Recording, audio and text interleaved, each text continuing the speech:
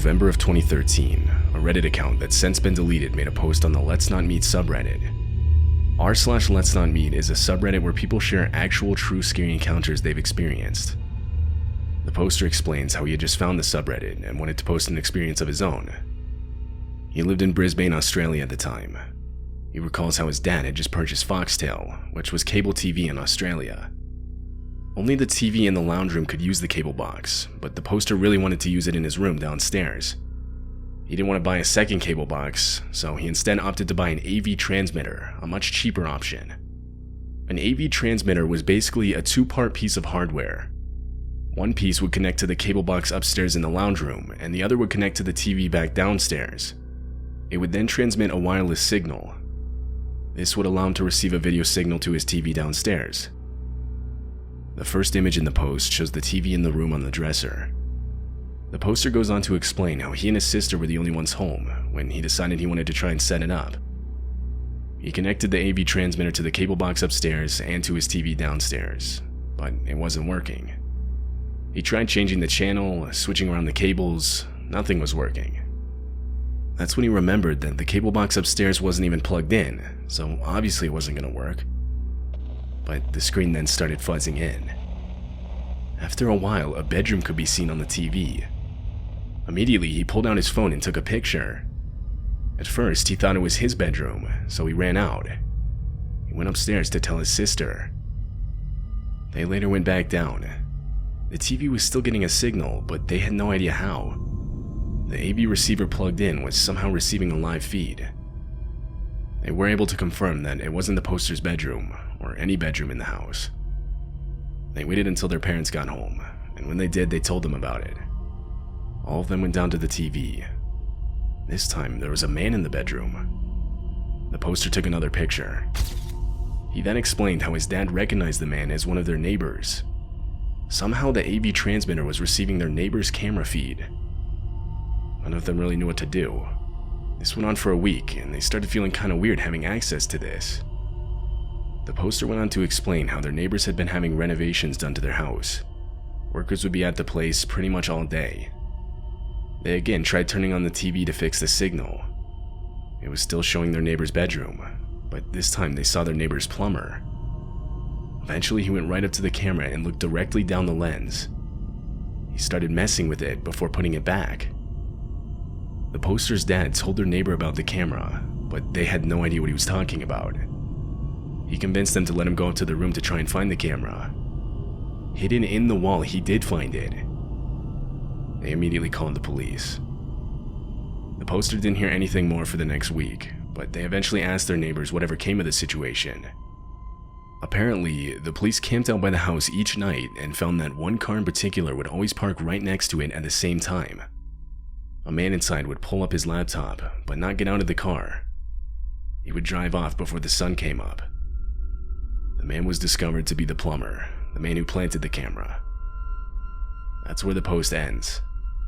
In a reply comment, the poster confirmed the man was arrested, but he doesn't mention what he all got charged with. This post was a reply comment in an Ask Reddit thread. The original question read, "What is the creepiest thing that has ever actually happened to you?" One of the top comments is a guy who recalls a set of disturbing experiences he had throughout his life. He says they're 100% true, and even shares a video he took as supporting evidence. He starts by sharing an experience he had when he was 8 years old. It was 11 p.m., and he was walking his dog with his mom out in his neighborhood, which was in Lansing, Michigan. He said it was quiet that night, but all of a sudden he could hear this whistling sound coming from a nearby swamp. His mom heard it too. He said at first it sounded like a bird, but the whistle had a more human-like tone and wasn't really consistent, making him think it was a person. He remembers his mom looking very concerned and immediately changing directions back towards the house. That was the first experience. The second happened 2 years later. He was again taking his dog for a walk out late at night, but this time alone. He heard the whistling again, and immediately remembered how he felt the first time he heard it 2 years ago. He sprinted back to the house. Nothing would happen for years after that. He was now 24 and had moved away from Michigan to South Dakota. For the 4th of July, he and his girlfriend decided to sit along the bank of the Missouri River at a somewhat popular spot to watch fireworks from a distance. Most of the other people had moved upriver to get a better view, leaving them pretty much alone. That's when he once again heard whistling, reminding him of the 2 experiences he had years ago now when he was a kid. This time he pulled out his phone and started recording. It picked up the whistling. He attached the recording to his reply comment.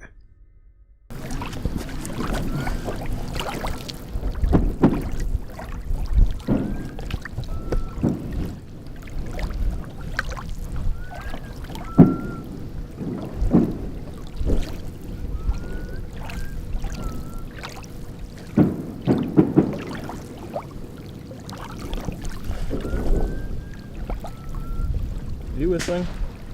Is it you?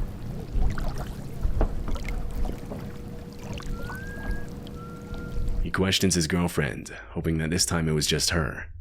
But it wasn't her. The whistling continues, until eventually the 2 of them hear slight paddling out in the water.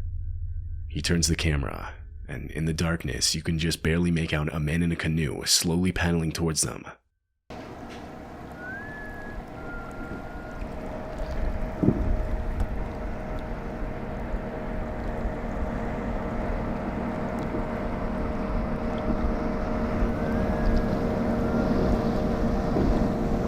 That's where the video ends, but he did say that when the man got close enough to the shore, he stood up and yelled out, "Who are you?" To this, the man then simply turned around and started slowly paddling back towards the way he came without saying a word. That was the last time he ever heard the whistling. He still doesn't know what to make of it. To think somebody would have stalked him all those years from Michigan to South Dakota doesn't exactly seem the most likely, but it's still possible. He basically ends the reply comment with many unanswered questions, like who was the guy in the canoe? And was it the same guy he heard whistling when he was a kid? What does the guy want from him? He doesn't know the answers to these questions, but he says that he still worries that he might sometime hear the whistling again. I wanted to take a minute to talk about this video's sponsor, Established Titles. Established Titles is a project based around an old historic Scottish custom where landowners are referred to as lords or ladies. They allow you to buy as little as 1 square foot of dedicated land in Edelston, Scotland, to which you'll then be sent a certificate officially giving you your title. And it's not like some fake certificate either. You can officially change your plane ticket or even credit card to include lord or lady before your name. Your certificate will contain a unique plot number which lets you see the exact location of your land at any time. So, for example, this is exactly where on the earth my 1 square foot of land is located. The coolest part about Established Titles is that for every plot of land that's sold, they work with global charities like One Tree Planted and Trees for the Future to help support global reforestation efforts. It makes for an amazing last-minute gift while helping to preserve the woodlands of Scotland. Established Titles is running a massive sale right now. Plus, if you use the code CHILLING10, you can get an additional 10% off. The first 200 people purchasing a title pack using my link will effectively be next to my plot, like within a few minutes of walking. So go to establishedtitles.com/chilling10 or use the link in the description to get your own title. Roommate wanted, female only. This was the title of a Reddit post uploaded almost 10 years ago now.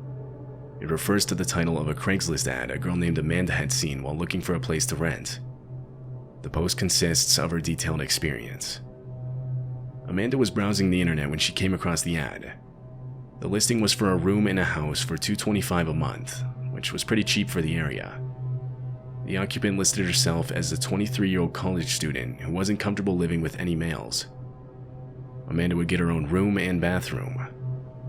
The only thing was the Craigslist ad only had one picture. It was a picture of the outside of the house. There were no pictures of the inside. But still interested, Amanda sent an email to the occupant. In less than an hour, she got an email back with all the details and the time to stop by. The time said 8 p.m., past when it would have gotten dark. In the email, the occupant said this was because she worked late. So, that night at 8 p.m., Amanda arrived at the house. She walked up to the front door and was met by a handwritten note that said, "Door broken, use back door."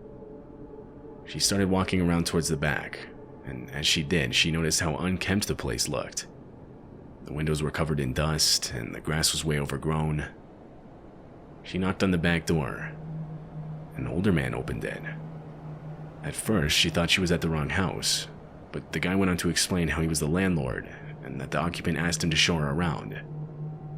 The post described him as clearly in his 40s, unshaven, and a guy who looked like he lived in his car. A bit hesitant, Amanda stepped inside and allowed the man to give her a tour. Immediately, she noticed the place had no furniture whatsoever. There was only one light on, the light in the kitchen. The landlord would answer questions, but was irritable to keeping lights on for too long. He rushed her around, only letting her look in rooms for a few seconds. They eventually got to one room that the landlord wouldn't open. He said it was the occupant's room and that she wouldn't want them to go in there. As they were heading back to the living room, Amanda noticed a plank nailed across the front door. She tried to get out of there, thanking the owner for the tour and heading back towards the back door. That's when the man perked up and mentioned how he forgot to show her the basement. He explained how it was just recently furnished and would make for a great rec room. He was standing between her and the back door. She felt like she had no other choice. He opened the basement door, saying, "Ladies first," as he motioned her downstairs. Just then, an unrelated car parked outside on the street. At the exact same time, Amanda received a text on her phone. She pretended it was a call and faked a conversation about her friend being outside waiting to pick her up. She quickly excused herself, leaving the back door and now full-on sprinting to her car. When she got home, she called the cops. She tried going back to the Craigslist ad, but it was deleted. It turns out the house had been foreclosed over 6 months earlier. The property was completely abandoned. There was never any real occupant or any real room to rent. The room the man didn't want to show her on the tour turned out to be the room he lived in. But the worst part was the basement. Police found a piece of fishing line at shin level strewn across the stairs about halfway down. There was no furniture down there as the man had said. There was nothing but a pile of old blankets, a broom handle wrapped in leather belts, and a small box with rolls of duct tape. The poster never mentioned if the man was caught or not.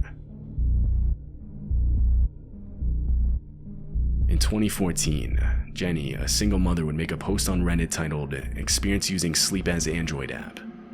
Sleep as Android is an app that's supposed to help you improve your sleeping habits.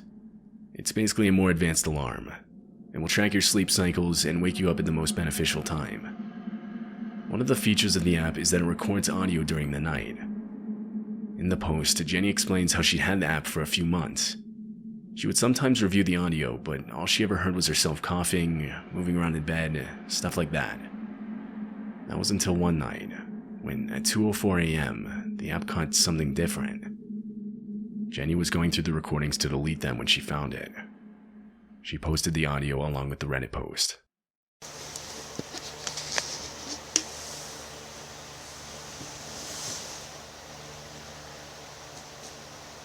What are you doing? Okay.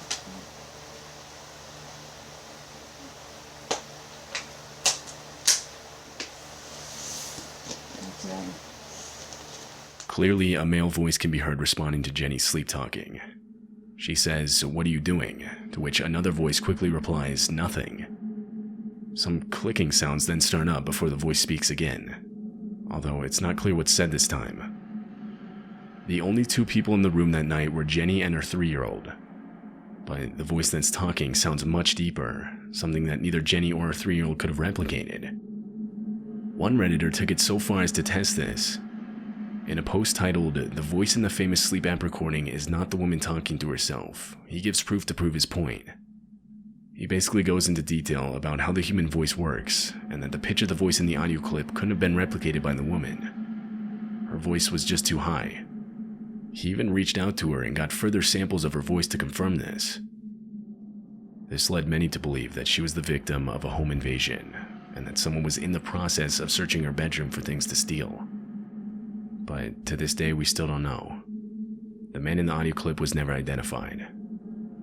The original poster has since moved to a different house. In 2012, an Ask Reddit thread was posted with the title, "What is the creepiest true story someone has ever told you?" A comment that has since been deleted by the user recounts an experience her parents had told her, where they had unknowingly encountered the serial killer Ted Bundy on their first date.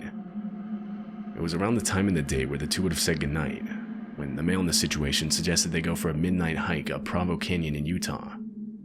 He was familiar with the place and didn't want the date to end, so he figured it was a good idea. She agreed, so they drove up to the mouth of the canyon, got out, and started hiking with only the light provided by the moon. The two started getting a bad feeling when they came up to a section of path under some trees, which had no access to light. The path was almost pitch black, but they continued on. As they kept walking, the man felt his foot hit something soft directly in the middle of the path. It was too dark to see anything. Instead of inspecting it, the both of them agreed to turn around and run back to the car. They soon forgot about it, until many years later, after being married for some time, when they were watching an interview with Ted Bundy around the time he had been captured. The interviewer asked him to describe the time that he felt the closest to being caught. Ted Bundy proceeded to explain the night that he lured a girl into Provo Canyon and took her life. He said that shortly after, he heard a couple walking up the trail and managed to hide in the trees just before they would have been able to see him. A man then walked directly into the woman's body, but for some reason just turned around and walked away. That night, the poster's father had walked directly into a corpse without even realizing it. The serial killer Ted Bundy was only feet away from him, and he had no idea. That was where the reply comment ended.